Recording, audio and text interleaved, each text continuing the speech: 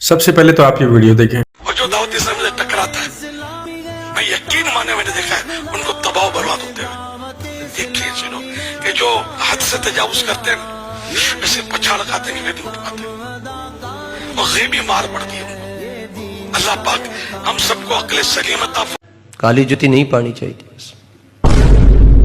وجہ منع کیتا ہے, تفسیر صراط الجنان میں موجود ہے, منع ہے.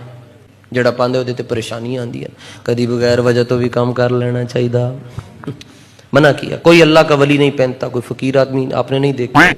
اسی سال ایک اسلامی بھائی نے امیر اہل سنت سے حج کے دنوں میں رابطہ کیا کہ میری خواہش ہے کہ آپ اور آپ کے ساتھ کوئی آپ کے رفیق حج پر جائیں اور 25 لاکھ روپے آپ کو میں پیش کرنا چاہتا ہوں.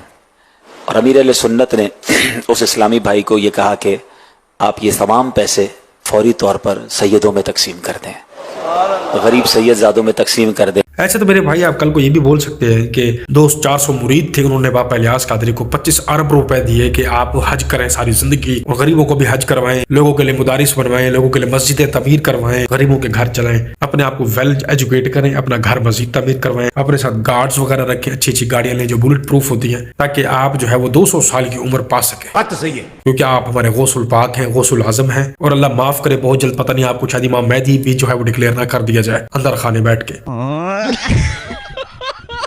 تو یہ تمام ڈونیشنز ہم مل کر آپ کو دے رہے ہیں. اور ہمارے باپا الیاس قادری نے جو ہے وہ منع فرما دیا کہ یہ جو تم 25 ارب یا 10-20 ارب مجھے دے رہے ہو یہ میں مسجدیں بنواؤں گا, تم اس کے لیے دے دو. میں صرف مسجدیں تعمیر کرواؤں گا اور مدرسے تعمیر کرواؤں گا, تو 25 ارب مجھے آپ دے دو. کیا ثبوت ہے اس چیز کا؟ کوئی ثبوت, کوئی ایسا لکھا ہوا, کوئی تحریر کس اکاؤنٹ میں آئی, کس نے بھیجے, کوئی ایسی چیز ہے؟ ایسی مان لیں کہ 25 لاکھ روپے دیے اور انہوں نے پھر وہ کہا کہ آپ سیدوں کے بچوں کو کھلاؤ پلاؤ یا ہمارے ہاتھ سے کھلوا دو. اندر خانے یہ بھی ہو سکتا ہے کہ لے لیوں کہ ہم کھلا دیں گے, چلو دے دو. کیا ثبوت ہے ان چیزوں کا؟ یہ من گھڑت باتیں نہ کیا کرو میرے بھائی. غلام قادر صاحب, یہ جو آپ 11ویں شریف منانا چاہتے ہیں اور جس کے لیے آپ ایک ایک ڈور پہ جا رہے ہیں, اپنے رشتہ داروں کے پاس دعوت لے کے جا رہے ہیں 11ویں شریف کی, یہ آپ لوگ مناتے کس طرح ہیں؟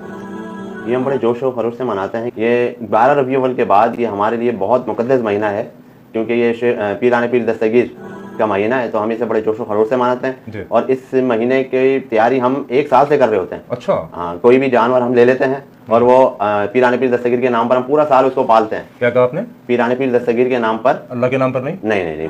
یہ اچھا, یہ ہمارے بس پیران پیر دستگیر کے نام پر پورا سال پلتا ہے. اچھا. ہاں, ہم اس کی دیکھ بھال اپنی اولاد سے بھی بڑھ کر کرتے ہیں. اور جب 11ویں شریف آتی ہے تو پھر ہم اس کو ذبح کرتے ہیں, لنگر بناتے ہیں, اور محفلوں میں جو میلاد وغیرہ مناتے ہیں کرتے ہیں ہم, اس میں پھر ہم تقسیم کرتے ہیں. تو یہ ہمارے یعنی کہ ہمارے لیے بہت اسپیشل مہینہ, برکتوں والا مہینہ, بہت زیادہ برکت ہے اس مہینے نازل ہوتی ہے ہمارے پاس. اچھا جی. تو اسی وجہ سے ہم 11ویں شریف مناتے ہیں. اور اس کی ایک وجہ یہ بھی ہے کہ ہم نے اپنے بزرگوں سے سنا ہے کہ یہ پیران پیر دستگیر ہر 11 تاریخ کو اب بچوں کو اپنے مدرسے میں کھانا کھلاتے تھے. اچھا. ہاں, اور اس کی وجہ بتائی کہ یہ ہمارے پیارے نبی بھی اسی طرح کرتے تھے, تو اسی وجہ سے ہمارے پیران پیر دستگیر بھی کرتے تھے. جب ہمارے پیران پیر دستگیر پردہ پا گئے اس دنیا سے, تو پھر ہم ان کی یہی سنت کو لیتے ہوئے ہمارے بزرگوں نے اپنا لیا. صحیح ہے نا, انہیں اس پیران پیر دستگیر کی سنت کو اپنایا, اور اب بڑوں سے ہوتا اب یہ ہماری نسلوں تک آ گیا ہے. تو ہم بھی وہی کرتے ہوئے آتے ہیں. اور جب 11ویں ہوتی ہے تو پھر ہم میلاد وغیرہ یا جو بھی محفل نعت وغیرہ مناتے ہیں اس کا اصالہ ثواب آپ صلی اللہ علیہ وسلم کو بھی پہنچاتے ہیں, اور ان کے ساتھ ہم اپنے پیران پیر دستگیر کی بھی بخشش کے لیے دعا کرواتے ہیں. اچھا.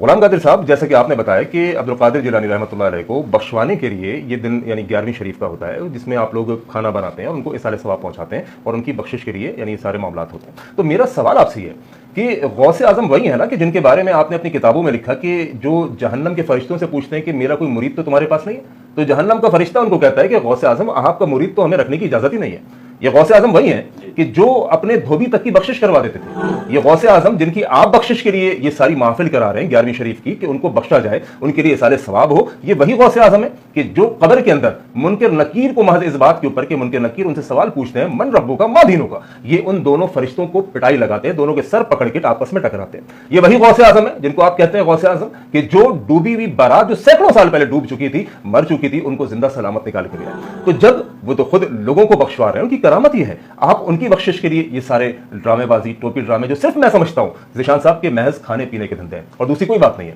یہ 11ویں ہو یا 12ویں ہو, یہ سب کھانے پینے کے دھندے. عامر لیاقت کا میں ایک پروگرام دیکھ رہا تھا, وہ خود بھی بریلوی تھا, आमिर लियाकत, वो खुद भी बरेलवी अकीदे से ताल्लुक रखने वाला था।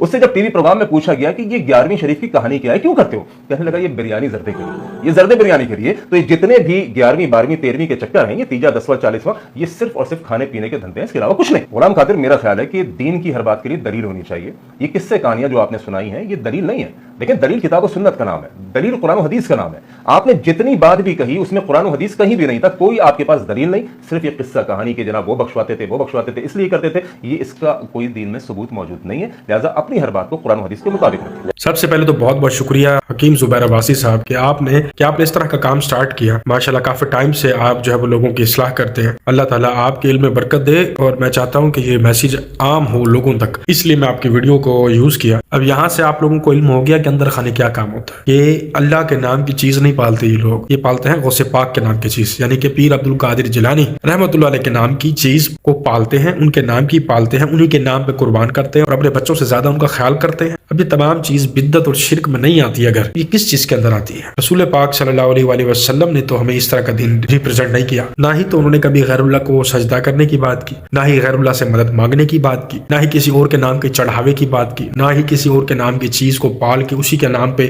मोहब्बत और अकीदत की आड़ में शहीद करने की बात की या कुर्बान करने की बात की, ना ही अल्लाह के अलावा किसी और शख्सियत के लिए खुद की जान को कुर्बान करना, अज़ियत देना, तकलीफ देने की बात की। तो ये सब किस चीज की खातिर था? क्या नबी पाक सल्लल्लाहु अलैहि वसल्लम ने खुद को मनवाना था? आपने अल्लाह की तौहीद को बयान किया, उनके खुदाओं को झूठा कहा, और इसी वजह से अल्लाह ताला ने उनको मुअज्जज़ात दिए ताकि वो लाइन और झूठे उस टाइम के लोग जो गैरुल्लाह को सजदा करते थे वो ईमान ले आए। लेकिन अनफॉर्चुनेटली उस टाइम का कुछ ऐसे फासिक किस्म के लोग थे जिन्होंने उस रिवाज को इधर कब्र परस्ती के अंदर कायम कर दिया। तो इस तरह के दोगला पॉलिसी ना ये आवाम के साथ ना किया करें, आवाम बहुत भोली है, उनके दिलों के साथ ना खेलें आप। जिस तरह नबी पाक सल्लल्लाहु अलैहि वसल्लम आपको अल्लाह पाक ने सब नबियों से ज्यादा मोजज़े अता फरमाया इसी तरीक पर जो विलायत गौसे आदम को मिली है, आपको सब वलियों से ज्यादा करामतें अता फरमाई गई। और फिर दूसरा नुकता देखिए, आका करीम सल्लल्लाहु अलैहि वसल्लम का जो तरीके अक़दस है वो क्या है?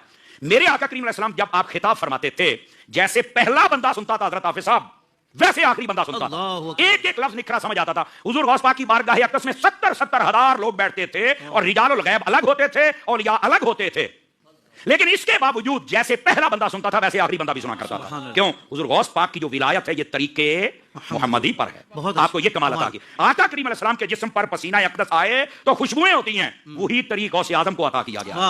आपके जिस्म अक़दस पर भी पसीना आए तो खुशबू आती है। आका करीम अलैहि सलाम के जिस्म अक़दस से मक्खी नहीं बैठती, तो फरमाया जो मेरे जद्दे करीम को अल्लाह ने फैज़ अता किया, कमाल अता किया, उसका परतो जब मुझ पे पड़ा तो मक्खी मेरे जिस्म पर भी नहीं बैठती है। ये तरीके मुहम्मदी पर हैं।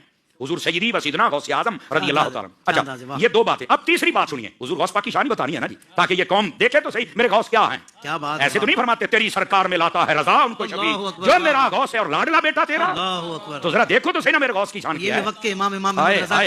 भैया मेरे मुंह से निकल गई, क्या बताऊं भैया, मेरे धोखे से निकल गई आज, मैं मरी जाऊंगा, भगवान बचाओ मेरी मम्मी मेरी माँ।